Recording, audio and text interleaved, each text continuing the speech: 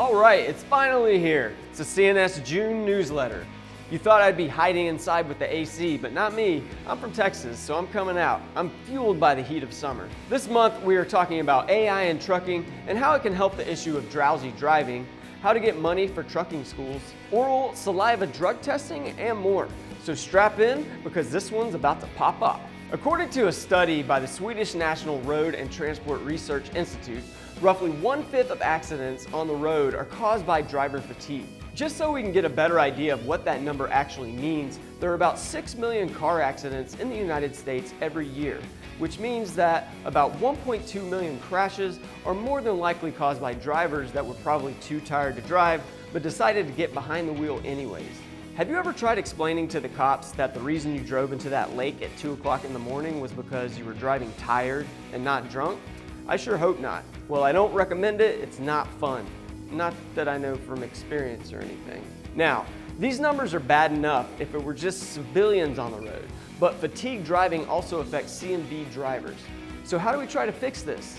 Well, you're gonna hate the answer, but driver cameras are an interesting place to start. Let me just get one thing out of the way first.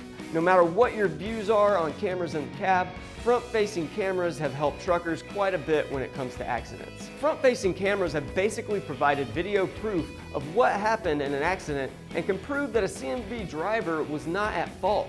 Because of these cameras, roughly 70% of crashes that involve trucks are proven to be the fault of the civilian and not the trucker. This is huge because, like it or not, the court seems to side with civilians over truckers. Now, how do we take that a step further and improve fatigue driving? Well, driver-facing cameras. Wait, before you click away, it's not just driver-facing cameras. There's a slight twist. Tesla has recently introduced new cameras with AI tech that record several things about the driver that will help to understand when a driver is getting tired. Now, I know on this channel it's a roller coaster of loving and hating Tesla, but let's be objective and just look at the facts. Elon Musk is not only the master of electricity, but also the master of data gathering. Currently, the Tesla Model 3 and Model Y with full self-driving have a front-facing camera that is tracking the driver's actions in the car, such as phone use, different things about the driver's eyes, if the driver is looking left, right, or down, and so much more. And now these cameras have started tracking the driver's yawn, how many times they blink, and even how long the blink was. All of this is meant to recognize if the driver starts feeling fatigue. And if it does detect this, the driver will get a warning before they become a danger on the road. So what does this mean for trucking? Well, as much as you hate it, these front-facing cameras can send you real-time alerts letting you know that maybe you should pull over before you start falling asleep. We've all been there. You're on a long road trip with your significant other and your eyes start to get heavy. But what's your first instinct? It's to fight that fatigue and continue driving. I can make it just a little bit longer. Well, that's just crazy. You have a perfectly rested person sitting next to you. Well, truckers don't have that luxury. They're typically driving alone or with their dog, and old Roscoe hasn't learned to drive just yet. As a motor carrier with a fleet of trucks, if you have proactive measures in place like these forward and driver-facing cameras, a fleet can start seeing their insurance premiums go down, down, down. Why? Well, it's simple. You'll have less claims, and if one of your drivers does have an accident, you'll have both forward and backward video proof that your driver is a professional and did everything right. Ultimately, this can shift the blame to the other driver who may even be working the system to try getting a big payout. With one less thing for drivers to worry about, drivers will be more focused on the road, which will in turn make the roads that much safer. Our DOT compliance team offers all types of driver safety training, whether in person or online, and our commercial truck insurance team can help get your premiums down.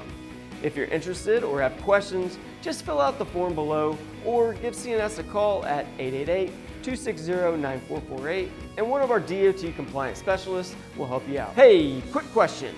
Can I borrow $10,000? Nope. No? Well, why not? Are you gonna sit there and tell me you don't have $10,000 to blow? Nope. All right, don't worry about it. Not many of us do. The reason I was asking is because truck driving schools can typically cost anywhere between $5,000 and $10,000, which, like any education, can seem like a lot and may even deter someone from going into the career that they will love. If you do have $10,000 laying around, You can take a big chunk of that and throw it in the bank for a rainy day. The CNS Driver Training Center does have one-on-one CDL training, and it costs 30 to 70% less than most other schools. But still, money might not be something you can just throw around, which is why we were talking about a few other options. There are many forms of financial aid that include company-sponsored contract training, aka free CDL training, Pell Grants and federal student aid, federal and state CDL grants, CDL trucking scholarships, military programs, and private student loans. Let me break each one of these down for you. First off, everyone wants things free, and CDL training is definitely one of them. Well, I'll be the 1 millionth person to tell you that everything has a price. Tell him what he's won, Johnny! I got it wrong. So, free CDL training, or company contract training as we call it, does have a catch. A company will pay for your training, but you will have to sign a contract with them stating you'll drive for that company for at least a year. If you do not finish that year contract for any reason, you would be liable for the cost of the training. For new drivers, this is great because you're guaranteed a job the second you pass your driving test, and you'll get experience too.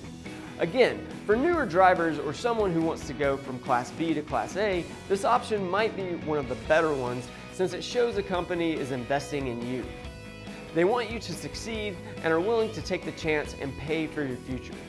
The way I see it, that is a pretty good deal. You can learn more about company contract training at cnstrains.com or just fill out the form below. Second, let's talk about Pell Grants and federal student aid. Unlike the traditional loan that traps you into paying back a loan forever with high interest rates, Pell Grants and federal student aid don't have to be paid back. Well, that's cool. Sign me up! Whoa, hold on there, buddy. There's some requirements here. Let me ask you a few questions. Do you have limited financial resources? Yes? Okay, good. Well, that's not good, but you know what I mean. Do you have a bachelor's degree? No? Okay, good. Again, you know what I mean. Do you plan on attending training at a participating institution? Yes? Perfect. Well, that's pretty much all that is necessary for students to receive federally subsidized assistance. On the other hand, to be eligible for the Pell Grant, students must demonstrate significant financial need, be enrolled in an eligible CDL program, possess a high school diploma or GED, be a U.S. citizen or eligible non-citizen, have a valid Social Security number, not currently be in default on a past federal direct student or plus loan, and not have a criminal record. Unfortunately, CNS Driver Training Center does not qualify for Pell Grants at the moment, but I did want to let you know these options exist. Moving on. Next are federal and state CDL grants. Federal and state both offer a wide range of programs to train workers who have lost their job due to layoffs, business bankruptcies, or natural disasters, and most include approved truck driver training schools. For state grants, it will differ from one state to another, but I can walk you through PA's process.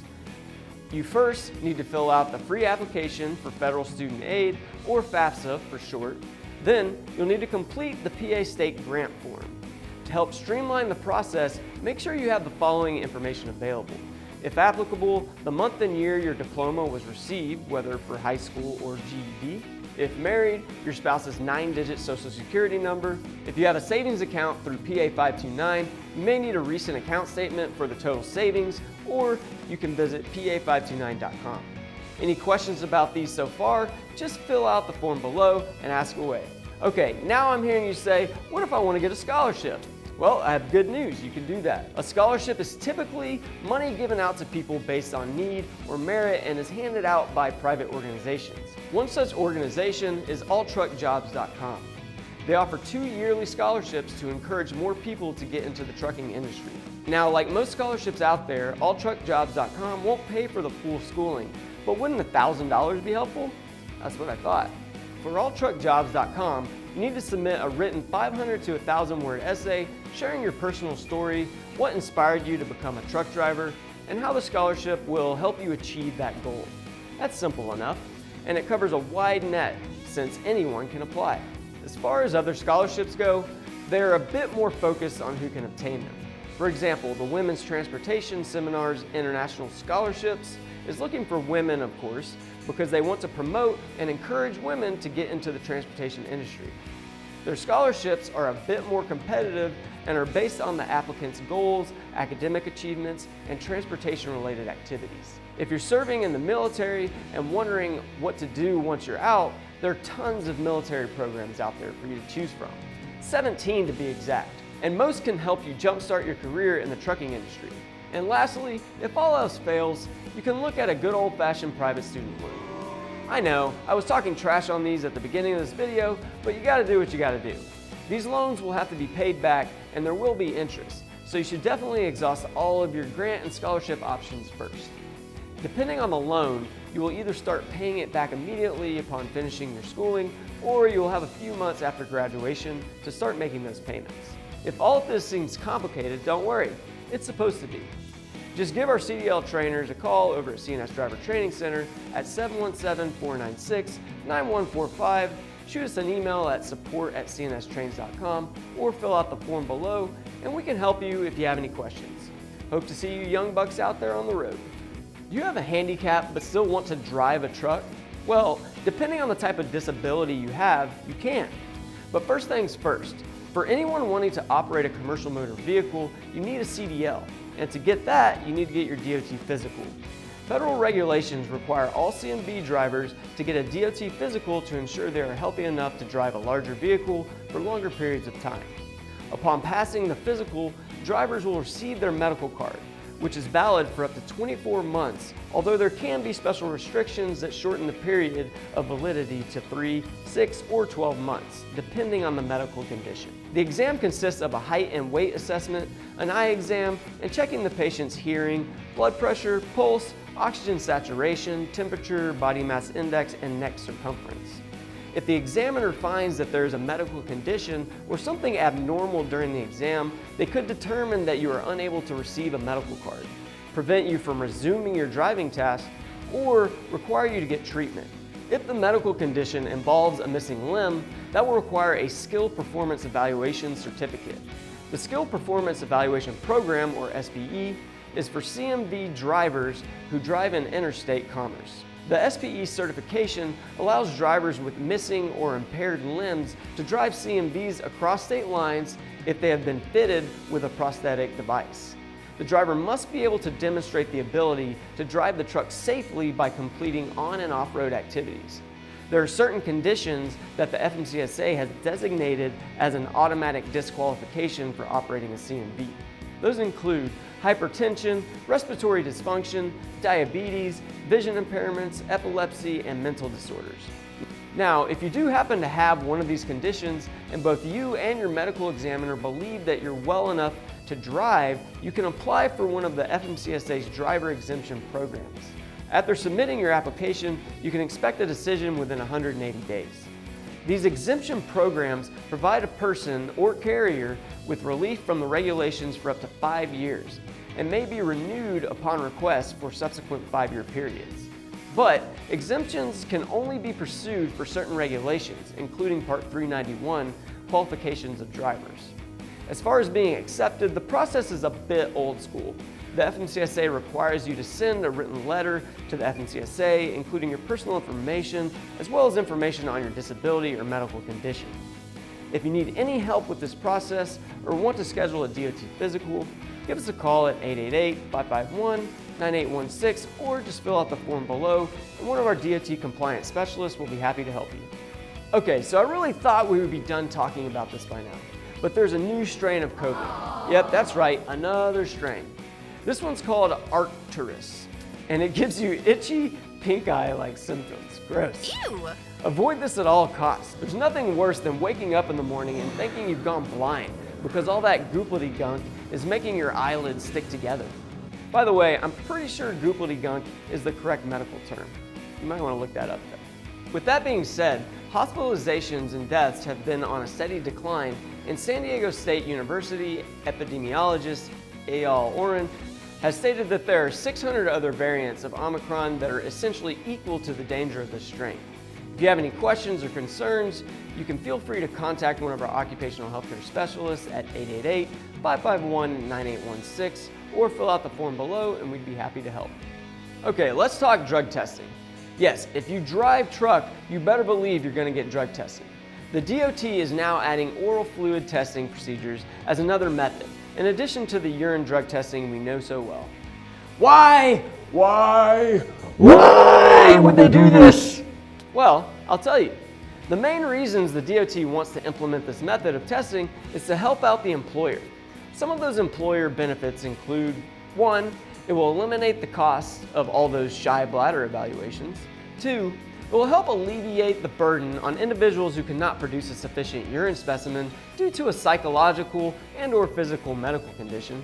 3, it will open up the possibilities for transportation safety sensitive employment, specifically to those with disabilities that prevent them from producing an adequate urine specimen. And 4, it will help prevent cheating. It's been roughly a year since this notion was introduced, and many comments have been made since this rule was proposed. Well, for now, you can wipe those tears away because this process of implementing oral saliva tests nationwide may be a slow one. I say this because for an employer to implement oral fluid testing under DOT regulations, the U.S. Department of Health and Human Services will need to certify at least 2 laboratories for oral fluid testing, which has not yet been done. LabCorp and Quest are expecting to be certified first. LabCorp is hoping to be certified by November or December of 2023, as labs will need to validate the process and apply for federal inspection, which is quite a process in itself. The process is a bit regulated with these stipulations. 1, there must be one HHS certified laboratory to conduct the screening and confirmation drug testing on the primary specimen. 2, there must be a different HHS certified laboratory to conduct the split specimen drug testing on the secondary specimen.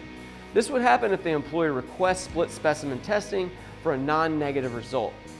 3, if the employer requests split specimen testing and there is not a second HHS certified laboratory to test it, then the positive adulterated substituted test result would be canceled, with the reason being that there is no way to test the split specimen and it undermines the fairness and accuracy of the underlying test. As of May 2nd, 2023, HHS has not yet certified any laboratories to conduct oral fluid testing. All of this begs the question, what should carriers change in their drug testing policy? Well, the DOT determined that oral fluid testing will be an additional option for DOT-regulated employers and not a replacement for urine testing. With both drug testing methods scientifically accurate, there's no reason to eliminate either method in your company policy. Similarly, we see no reason to mandate either method. Given your new options, when should you consider requiring oral testing over urine? This comes down to the detection window and invasiveness of each method.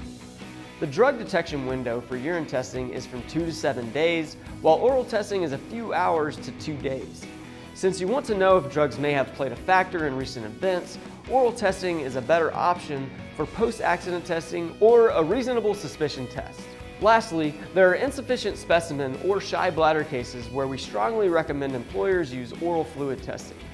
Employers should communicate to their consortium or third-party administrator and to their collection sites whether they want to utilize urine testing or oral fluid testing or a combination of both. It would also be very helpful for employers to provide service agents with the specific instances that would trigger a different method. We have a detailed video that includes information on how some drug testing facilities are preparing to add this method to their existing process, and you can find that video linked here. Also, the full article in the description goes into more detail on this new method for drug testing in the trucking industry. Be sure to check it out if you want to learn more, or contact us with any questions by filling out the form below. All right, that's all we have for you this month. Stay safe out there, and we'll see you next month. Texas Matt, out.